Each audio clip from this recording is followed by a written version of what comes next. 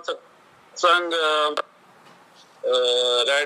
Radisson Noida, आपको मैंने पीछे बताया था, गुरुजी हमें वहाँ लेके जाते थे। फर्स्ट फ्लोर पे इंडियन रेस्टोरेंट होता था, मेड इन इंडिया।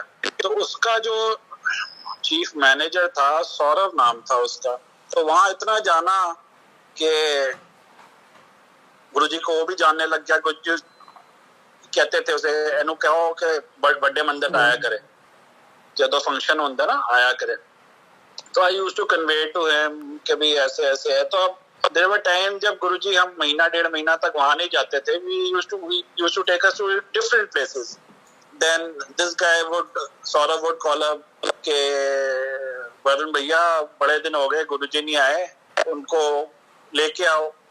तो उन्होंने मुझे जैसे बोलना, तो गुरुजी तो जानी जान है। उसी दिन शाम को या नेक्स्ट जब भी हमारा प्रोग्राम बनना गुजरे का, बड़े दिन हो गए उत्थे नहीं गए, चलो उत्थे चलिए रेडिसन।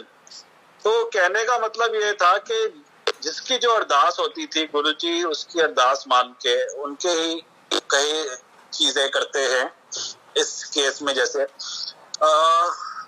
रेडिसन के अंदर ही दिसंबर का महीना था, कल 2005 था, और नियर अबाउट 26 ऑफ दिसंबर बहुत ज्यादा ठंड थी। एंड वहां बाहर पोर्च पे हम जब ऑलमोस्ट 2:30-3 बज गए थे, निकल के हम खड़े हुए थे। गुरुजी ने टी शर्ट पहनी हुई थी, बुशर्ट और पैंट, और हम सब ने वुलन्स पहने हुए थे। तो गुरुजी बाहर पोर्च पे खड़े होके he was just waiting for the car. कहते ना इस बारी ठंड नहीं पई ना, तो हम सब की हालत बुरी हो रही थी कि ठिठुर रहे थे, इतनी ठंड थी। तो मन में ही आना कि भाई आप तो चला, आप मतलब यू सी उस टाइम और अब में जो फर्क आया है। I have lost my innocence. उस टाइम मैं भगत था, आज मैं ज्ञानी हो गया हूँ। I was much better a Bhagat. I lost my innocence when so much of education got bombarded into me that who Guruji is and what all. And I believe what brought us close to him was that innocence. We could never see through him कि भी वो कौन है, कौन सी शक्ति है। तो मैं इसको ये कहूँगा कि मैंने बहुत कुछ खोया है, पाया नहीं। अकल पाके मैंने खोया ही है।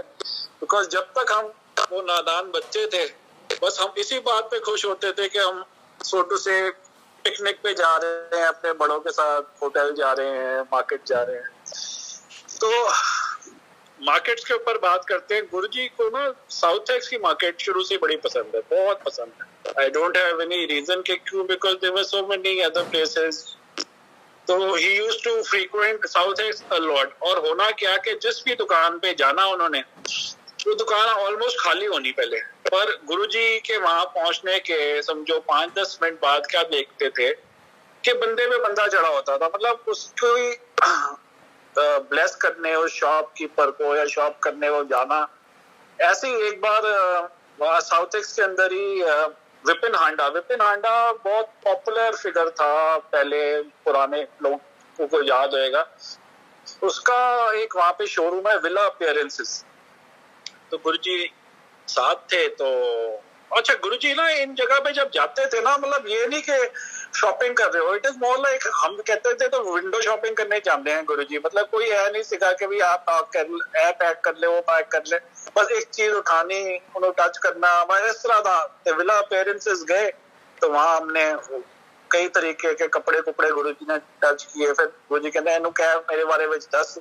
मैं दिमाग में आया क्या रहते, फिर पब्लिसिटी करनी पैनी है। मतलब you know how I was, कच्चा पक्का बगल और दिमाग में गलत ही बातें आनी। मैंने यार क्या फर्क पड़ता है, वैसे इतने काफी लोग हैं, क्यों किसी और को बोलना है। If he gets to know fine. So I told him कि गुरुजी हैं, because you see in casual clothes Guruji इतने सोने और इतने सो हैंडसम, गोरे चिट्टे, बिल्कुल अंग्रेज लगते हैं। उसके ऊपर भी एक सत्संग अंग्रेज वाली बात पे भी करते हैं उसके बाद। सो आई टोल्ड हिम विपिन जी ये गुरुजी हैं हमारे, और ऐसे हमारा बड़ा आश्रम है, मंदिर है, बड़ा मंदिर है, वहाँ पे जगह लोकेशन बताई कि जो भी ये बड़ा फंक्शन पे ना आप गुरुजी कह रहे हैं कि जब गुरुजी ने ऐसे कहना तो दिमाग में ना शशुबन जी आना कि यार उंज कहते हैं कि मेरे बारे में लोगों को पता ना चले, तो फिर मुड़ करके मैनू कह रहे हैं कि भी मेरे बारे में दस तेनू बोला। सो गोरे चिट्टे वाली बात जो बता रहा था और अंग्रेज वाली बात, there was this किसी का सत्संग है, आई डोंट रियली रिमेम्बर कौन था, वो दिस आंटी, उनकी फ्रेंड के बेटे को ना, यंग के 10-12 साल का रहेगा, उसको ब्रेन कैंसर था. So when she came to know of it, she told friend के भी ऐसे ऐसे यार मेरे बेटे को प्रॉब्लम है. तो उसने, वो गुरुजी को मानती थी उनकी फ्रेंड, तो उसने कहा ऐसे ऐसे हमारे गुरुजी हैं और एम्पायर स्टेट का एड्रेस दिया, तो उनके पास चले जाइयो, तो वो तेरे को ब्लेस कर देंगे.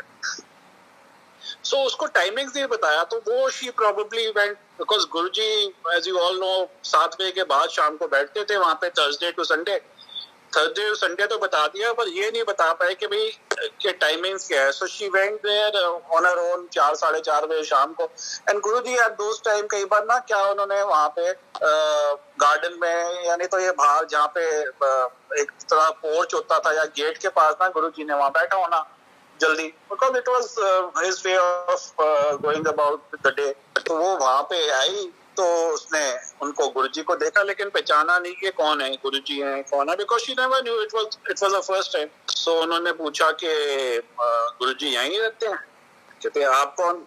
उसने कहा नहीं, हम उनसे मिलने हैं. कह रहे कित्थों आए हो?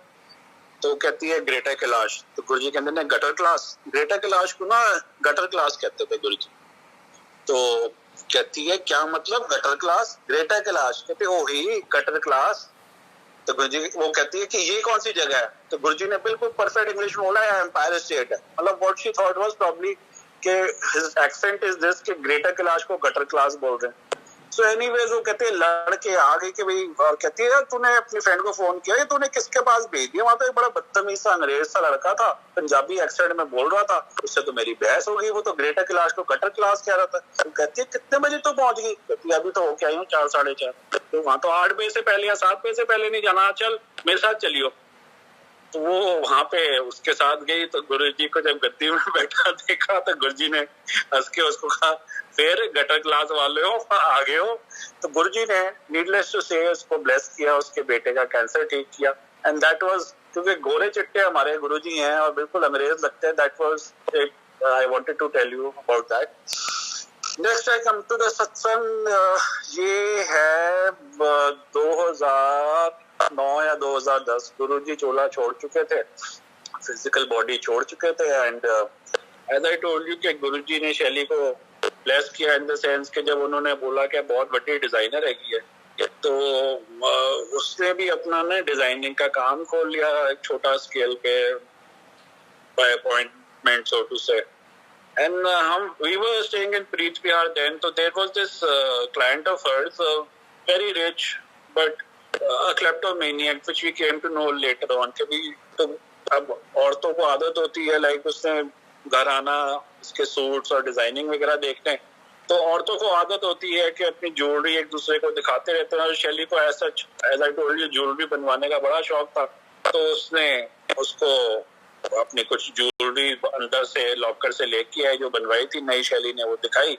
और ये क्या कि वो किसी और काम में बिजी हो गई. शैली दूसरे कमरे में गई, तो वापस आई तो उसकी फ्रेंड ने, सो कॉल्ड उसकी क्लाइंट है, फ्रेंड थी जो भी थी, उसने वो डब्बा बेसिकली ज्वेलरी बॉक्स बंद करके ना, नहीं नहीं तो इसको ले जा, ऐसे नहीं खोल के रखते, मुझे दिखाना कि तू वो ये ले जा, खुली मत छोड़. और वो क्या कि वो चले गई. अब बिकॉज नॉर्मली ऐसी हैवी ज्वेलरी जो होती थी वो शादी के टाइमों में या फंक्शन वगैरह होने कहीं तभी निकलती है. तो वो गुरुजी को उसने वापस अपने लॉकर में रख दी. उसके करीब 4 या 5 दिन बाद गुरुजी शैली के सपने में आए. कहते ने वो तेन पता ही नहीं, वो तेरी जड़ी हैगी है फ्रेंड, वो तेरी ज्वेलरी चुरा के ले गई, तो तेन पता ही नहीं. सो वो उसी टाइम उठ के ना उसने अपना वो लॉकर चेक किया और देखा कि यार वाकई उसके अंदर तो जो उसके ना कान के सॉलिटेयर के इयररिंग्स मिसिंग थे. तो अब वो कुछ दिन तक तो मेरे को बोल नहीं पाई, क्योंकि पता है औरतों का कि भाई हस्बैंड डांटेगा कि भाई क्या बात है, तुम्हारे को बिल्कुल पैसे की कदर नहीं है, ये वो फलाना फलाना. पर उसके बाद जब नहीं रुका गया उससे, तो उसने बोला कि वरुण ऐसे ऐसे है और गुरुजी आए थे और मेरे को ये बोल के गए. तो अब मैं, वो इतनी अमीर है कहने को, अब मैं उसको कैसे ही अप्रोच करूं डायरेक्टली कि भाई ये तूने क्या किया मेरे साथ, या तूने चुराए हैं. It's a very delicate matter. So मैंने उसे कहा, मैंने कहा उसको तू एक काम कर, उसको किसी बहाने से फिर बुला और उसको बोल के ऐसे ऐसे मेरे ये मिसिंग है, जिस दिन तू आई थी तो उस दिन जो भी आया मेरे हस्बैंड के ना फ्रेंड है डीसीपी, जो भी बोल दियो, वो कह रहा है कि उस दिन जो भी आए सबके ना फिंगरप्रिंट्स लेने हैं, तो किसी बहाने से मतलब तू बोल दियो। तो उसने, वो उस टाइम बॉम्बे गई हुई थी एनीवेज, जब वो वापस आई तो उसको बुलाया, तो वो वापस आई, तो जब जैसे ये शैली ने सब कुछ बोला तो वो तो बिल्कुल जिस तरह स्टीवन पेल और उससे अपने कान में उसके सॉलिटर, अपने कोई सॉलिटर रहे होंगे, वो उतारे गए, ये रख ले, मेरे को तो सुन के भी इतना डर लग रहा है कि यार तेरे कौन ले गया, मतलब शो करना कि यार मेरे घर वालों को पता ले गया कि यार कौन ले गया, मतलब ये नहीं कन्फेस किया कि उसी ने लिए थे। व्हाट आई मेंट वाज, उसने ये दिखाने के लिए कि भी तेरे को नुकसान हो तो मैं तेरा पूरा कर दूं, whatever the case might have been, उसने वो अपने हियरिंग दे। वो जब गई तो शैली ने मुझे फोन किया, ऑफिस बता क्या करूं, मैंने कुछ नहीं, जो जूलर से बनवाया था ना उसको दे दे। And will you believe it, जो शैली के इयरिंग्स थे उसकी वैल्यूएशन रफली उतनी ही लगी, मतलब ना एक पैसा फालतू लगा ना कम लगा, और फिर से शैली ने अपने वो बनवाए। कहने का मतलब ये है कि देखो, had she forgotten about it, probably 2 महीने 4 महीने 6 महीने बाद वो खोलती ज्वेलरी बॉक्स अपना, और शक हो ना हो घर के किसी हेल्पर पे जाते, मेड सर्वेंट, कि जी किसी ने चुरा लिया वाली बात है। और plus it could never have come down to जिसने एक्चुअल किया था। तो गुरुजी ने, मतलब this is what I meant when he makes that connection, वो आपकी ना, he sees to it that आपको हर स्टेप पे वो आपके साथ चले और आपको गाइड करे, and he looks after you all the way. तो ये मेरा आज का सत्संग था जी। जय गुरु जी। मैं मेरी के और भी बतेरे सत्संग है, वो कल देखेंगे।